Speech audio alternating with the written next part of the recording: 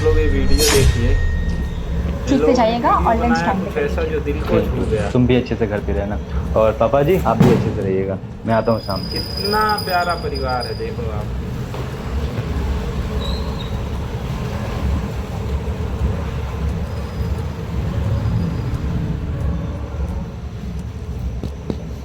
पापा, मैं ना आपके लिए कुछ बना के लेके आती हूँ गर्मा गर्म। नहीं नहीं बेटा, मुझे कुछ नहीं खाना। अच्छा बेटा एक बात बता, तेरी तबीयत तो ठीक है ना? हाँ, मेरी तबीयत तो ठीक है। पक्का ठीक है ना? झूठ तो नहीं बोल रही ना? अरे हाँ पापा, पक्का ठीक है, कोई झूठ नहीं बोल रही हूँ। क्यों आप ऐसा क्यों पूछ रहे हैं मुझसे? ससुराल में कुछ झगड़ा वगड़ा तो नहीं हुआ कि तुम डाटा वाटा तो नहीं? अरे नहीं पापा, किसी से मेरी कोई लड़ाई नहीं हुई है। और आप ये क्वेश्चन क्यों कर रहे थे, आप बताएंगे? पक्का तेरी तबीयत ठीक है? हाँ पापा, मेरी तबीयत ठीक है, आप क्यों पूछ रहे हैं ऐसा? नहीं नहीं बेटा, मुझे ना विश्वास नहीं हो रहा। पक्का ठीक है? नहीं, बहुत खराब है मेरी तबीयत, बहुत ही ज्यादा। क्या हुआ है, क्यों आप बातों को घुमा रहे हैं, बताइए ना। बेटा मुझे आश्चर्य हो रहा है, क्या मेरी वही अदिति बेटी है ये? है कुछ याद तेरे को? याद? क्या?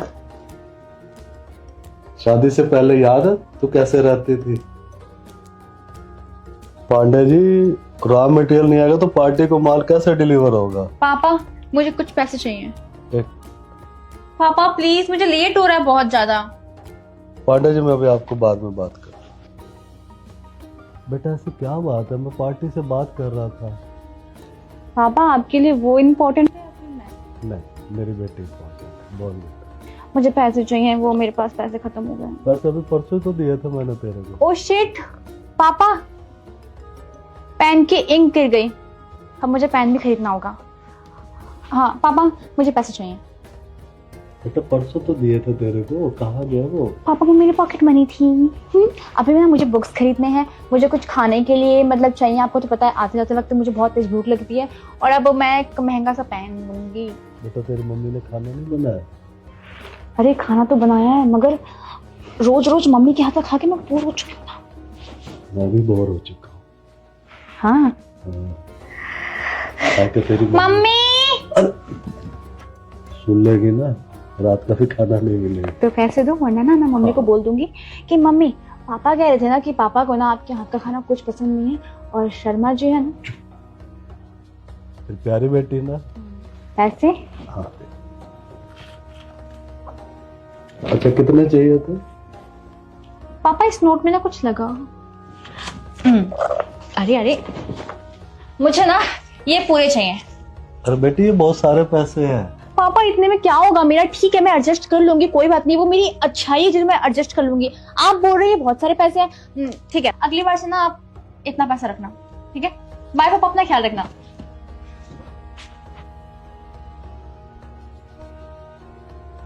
अरे बेटा अदिति, ओ अदिति, अरे बेटी 11 बज गए, उठ जा। अरे लाडो उठ जा, 11 बज गए और मुझे फैक्ट्री जाना, मेरा क्लाइंट वेट कर रहा है। पापा क्या है आप? अरे बेटा कितना सोएगी? अरे बेटा तेरी मम्मी नानी के घर गई और तुझे गेट भी बंद करना है, तो उठ जाना, तभी तो मैं जाऊंगा ना। किसको बोलूं? वो भी चली गई है, आंटी जो काम करती है वो भी चली गई है, इस टाइम तेरे अलावा कोई नहीं है।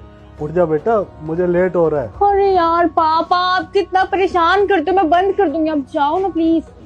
अरे बेटा आजकल तुझे पता है ना हालात कितने खराब है, कोई घुस गया तो? मेरे रहते कौन घुस सकता है? बेटा तू खराटे मार के तो सोती है, तेरे रहते ही तो कोई घुसेगा, यही तो डर है। उठ मेरे सामने तो गेट बंद कर। पापा मेरे कान में दर्द हो रहा है, प्लीज मुझे सोने दो। अरे उठ जा बेटा, क्लाइंट वेट कर रहा, मैं लेट हो जाऊंगा। आप जाओ।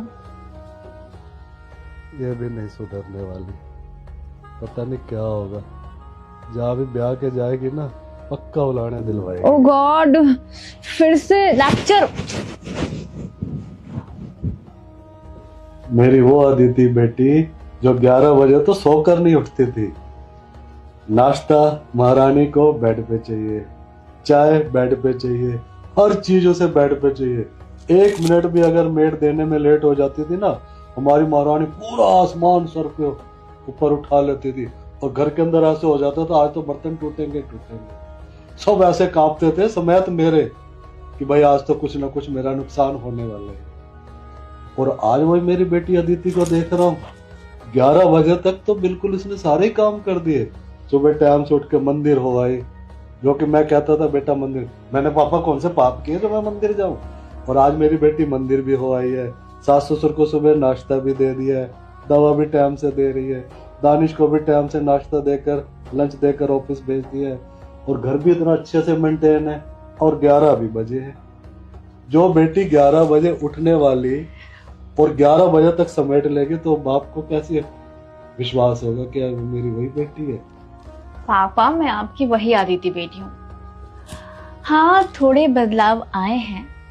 तो बेटा ये बदलाव आया कैसे? बताती हूँ कैसे आया बदलाव। देखिए पापा, हाँ मैं मानती हूँ कि मैं शादी से पहले काफी बदमाश थी, काफी नासमझ थी, जिद्दी थी। बदमाश? बहुत।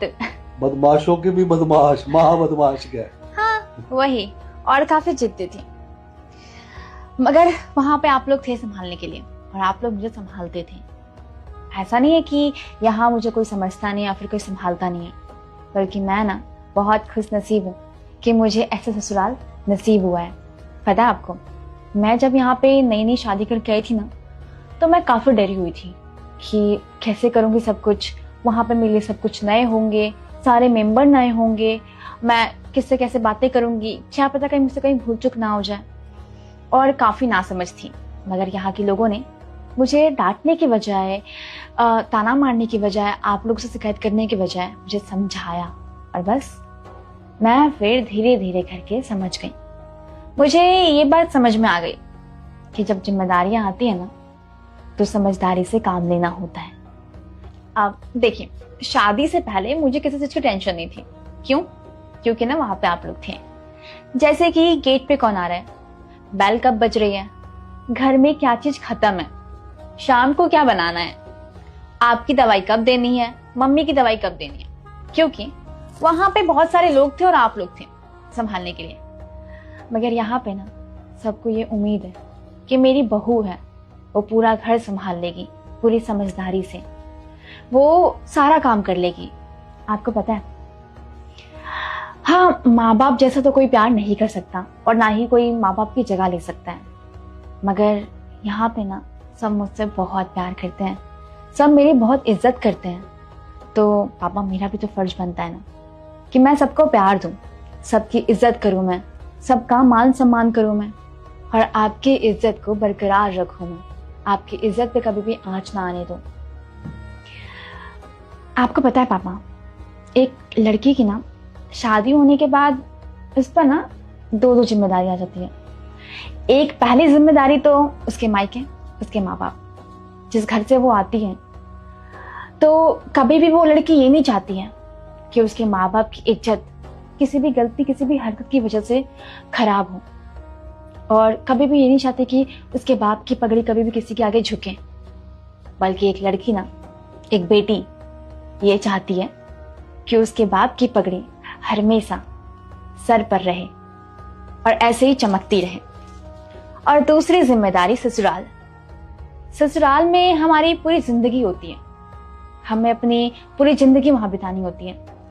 जैसे कि कहते हैं ना, जन्म अगर मायके से होता है तो अर्थी हमारी ससुराल से उठती है, और दोनों ही हमारा घर होता है।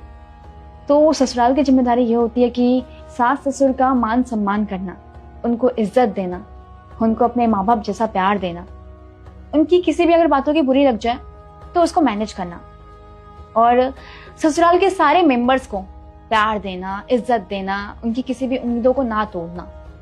ये जिम्मेदारियां होती है एक लड़की की। और आपको पता है, मेरे ससुराल में ना सब कोई बहुत ही ज्यादा अच्छे हैं, बहुत ज्यादा। सब ना मुझसे बहुत प्यार करते हैं। मेरे जो पति हैं काफी सपोर्टिव है।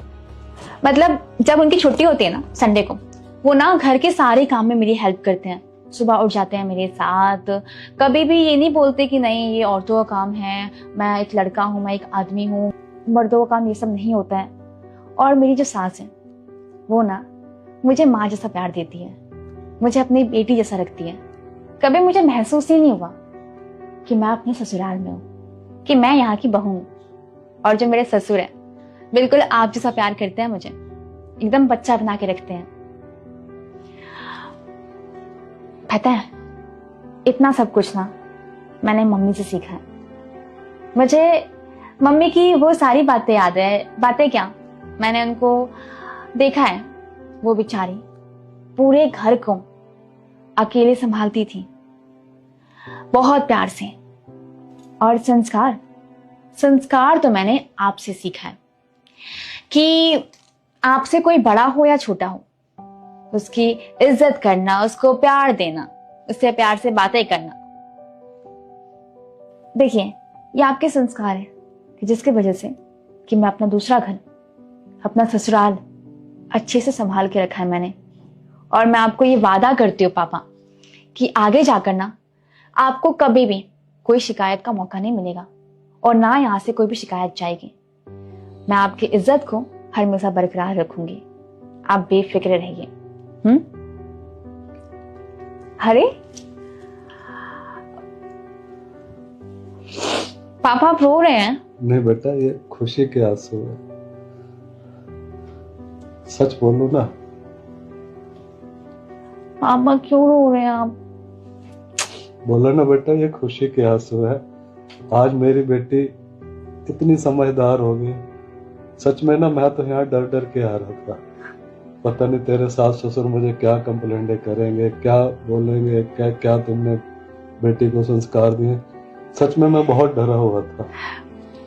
और मुझे बिल्कुल जब तेरा ब्याह किया था ना, बिल्कुल यकीन नहीं था कि पता नहीं तू 15 दिन या 20 दिन या महीना रहेगी कि नहीं रहेगी, वापस ही घर है। मैं तो आज यही देखने आया था, पर मुझे आज।